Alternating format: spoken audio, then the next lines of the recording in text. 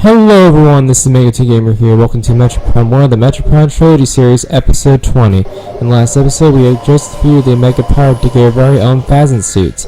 In this episode, we actually need to finish collecting everything we need for 100% playthrough. So, I'm going to go ahead and do that. I'm going to show off everything that I missed. As you can see, I only have 175 missiles in the game. There's actually a total of 250, so I'm missing 75 missiles. Also known as about 25, no, not 25, let's see, 15, I'm missing 15 missile expansions. Had a little burn fart there for a moment. So, anyways, that is what we need to do this episode. We actually need to go ahead and collect every item that I missed, and hopefully we'll be able to get to the final boss real soon, because I'll tell you this, I am really excited for the final boss, guys. It is a lot of fun. I still have fond memories of fighting the final boss.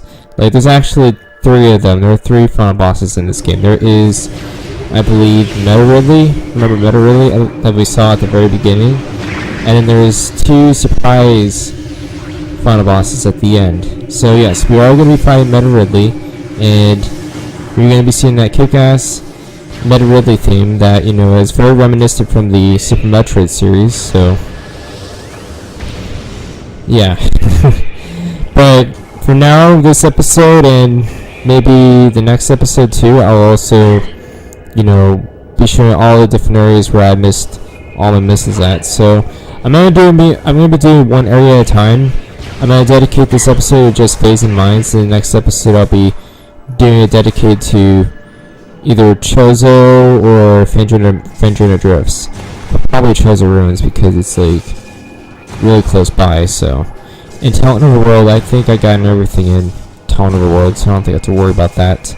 So pretty much all I am missing right now are the scans in the Talent Overworld. I'm missing like 2 Trezor scans. I'm missing what else? But yeah, just 2 Trezor scans, which are at the very last area, also known as the Impact Crater. So, and that is actually where we're going to be fighting our final boss. And as you can see here, I'm taking advantage of the Phazon suit's main mechanic. You're able to walk into the Phazon radiation without taking any damage, which is absolutely crazy. And basically, you know, I'm gonna be showing off later on that, you know, the true food chain in this game.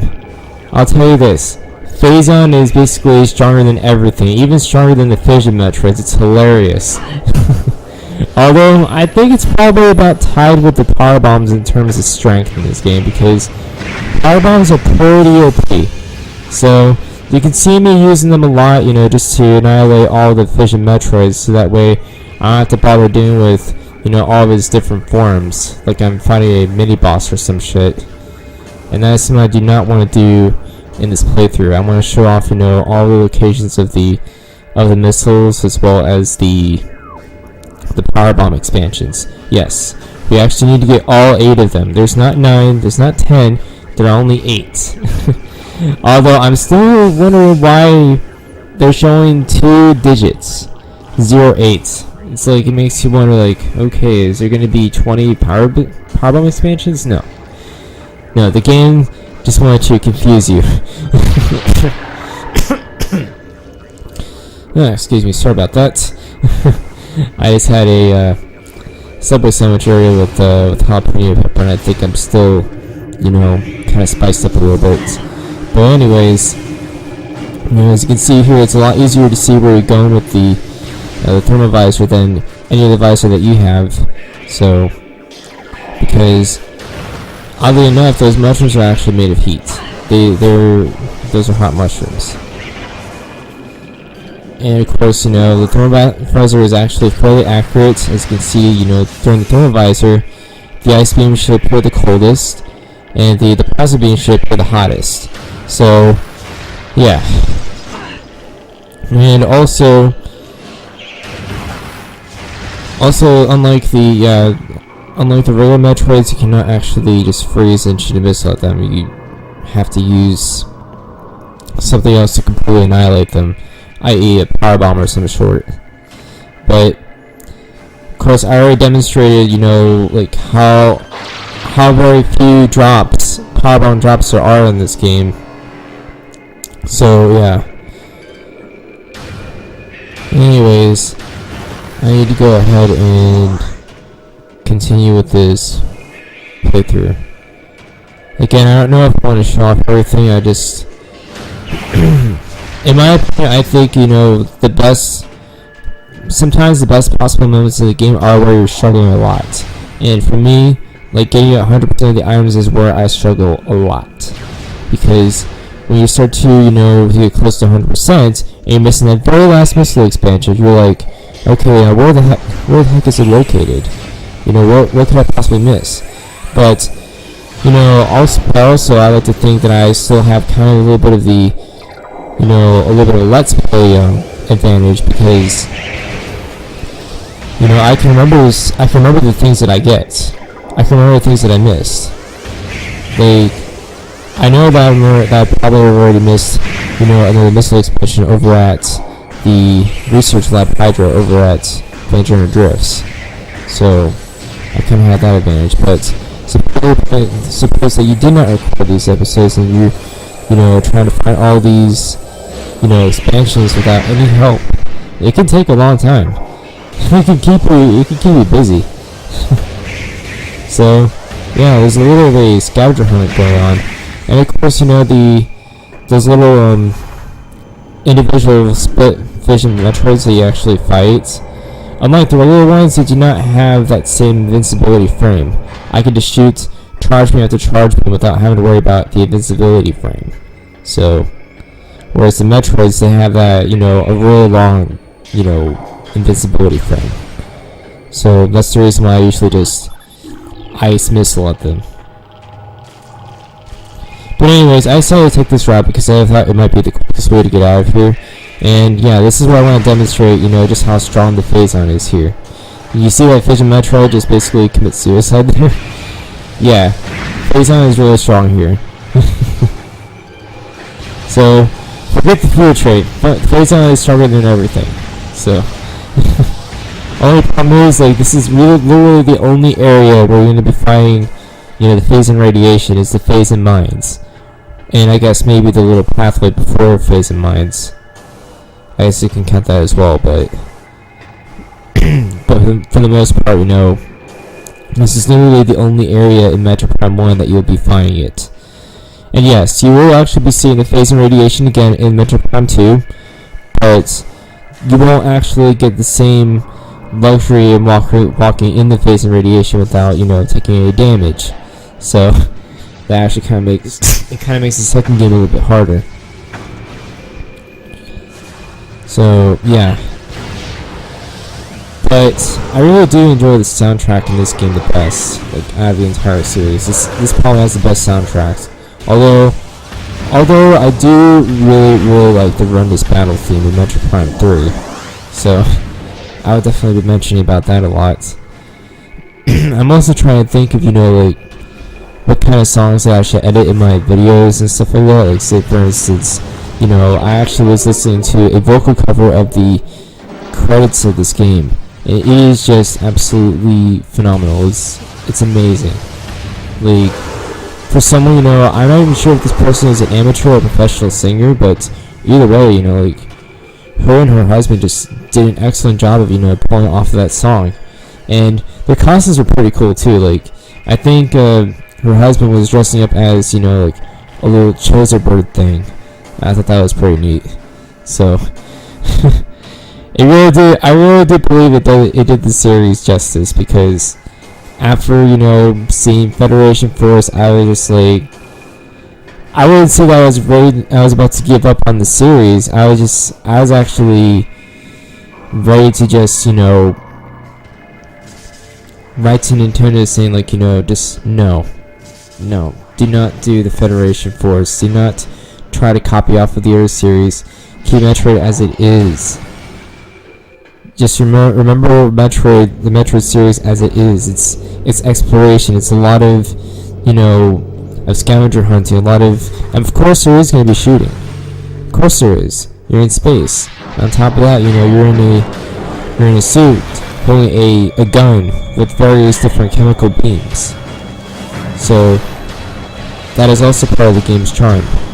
You're able to shoot missiles, and you can collect a whole bunch of them, and basically spam them at everything, and then naturally hit them on the enemies. Whereas if you use the normal beams, they don't. Unless of course you're using a super missile, and then that's a different story.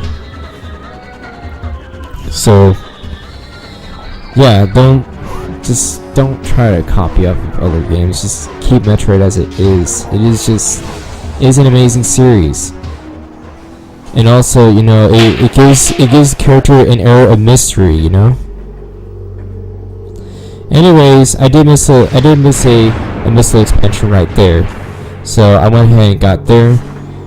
And actually, if I actually got there the first time, I would actually be destroying the spaceport right there, but because I had to backtrack my way there, it actually didn't appear there. And yeah. So yes, I will actually be doing Metroid Prime 2 right after this game. I have decided that I'm going to be doing that. And I'll probably take a break after Metroid Prime 2 and play a different, franchise.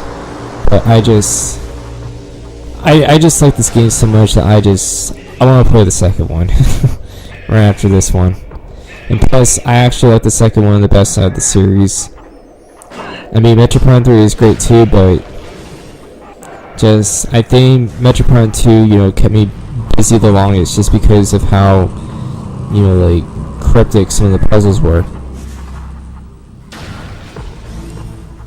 So, yeah. Anyways, this is basically my shortcut of getting the hell out of here. So, and honestly, it's actually not as bad, going back as it is going to where I was. Especially since I'm just leaving the area. I'm not really worried about picking up anything. And I believe that is the last of what I'm going to be picking up in this area, unless if I miss something. And if I miss something, then I can always show my journey on how I got back to where I got all the way back to the Phazon mines. So yeah. Anyways, moving on. Alright. So all these, as I was saying, I will definitely be doing the second game in the series, for sure. I was actually thinking about, starting a different series, but I decided that, I want to actually start on the second in the series. Not because I want to get out of the way, but because, I legit actually want to show that off real quick. And Metroid Prime 3 I actually am probably the least familiar with, so I'm probably going to be practicing that one the longest, so that's another reason.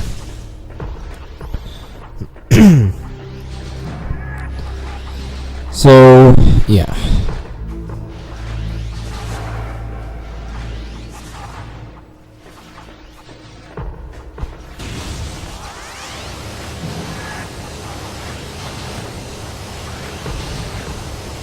Also, this is another example of where, the power bomb drop is just really bad. I was trying to, open this gate right here because I actually want to get the flamethrower really fast.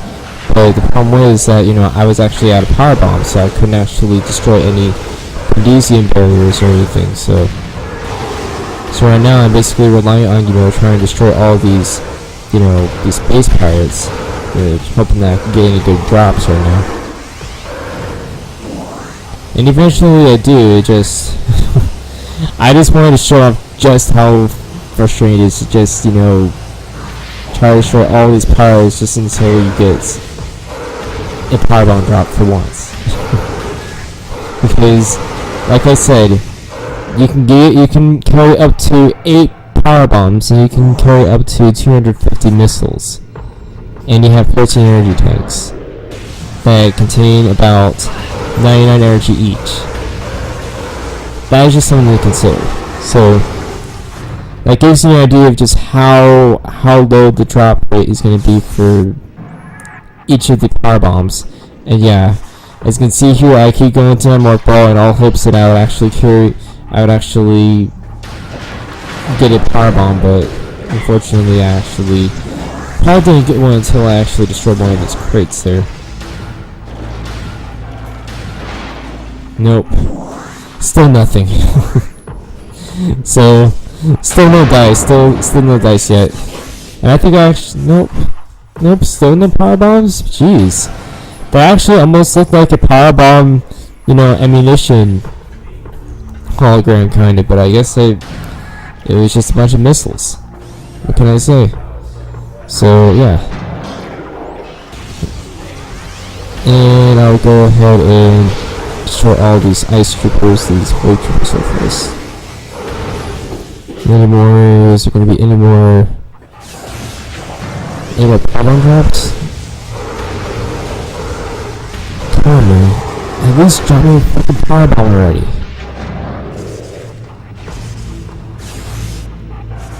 Man, still missiles? I mean, I guess to be fair, I was, just barely above half of the amount of missiles I can carry, but still. I mean, at least drop me a freaking missile already. I mean, a power bomb.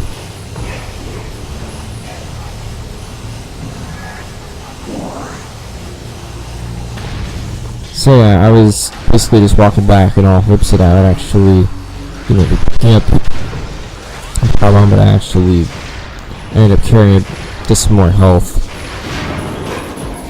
And of course there are some more missiles.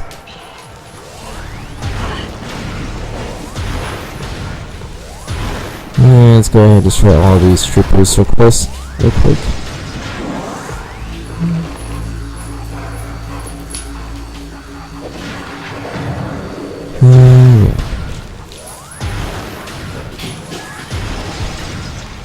Still no luck. I might actually speed up this video. Yeah, I'm definitely probably going to speed up this video. Next time something like this will happen. Because I am just having hard luck with getting the power bombs. I think I might actually finally get a power bomb ammunition right here. Come on. And there we go, finally. And I just got back there too, so that's pretty good. That's actually a lot better than I thought. It's usually a lot worse than that.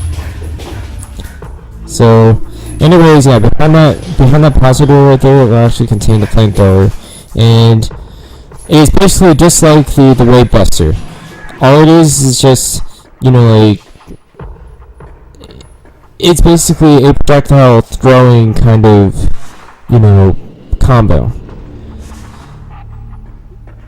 So that means that, the longer that you hold it, the more missiles that you waste. And I believe that if you just shoot a burst of energy at them, it consumes about 10 missiles, I think. So.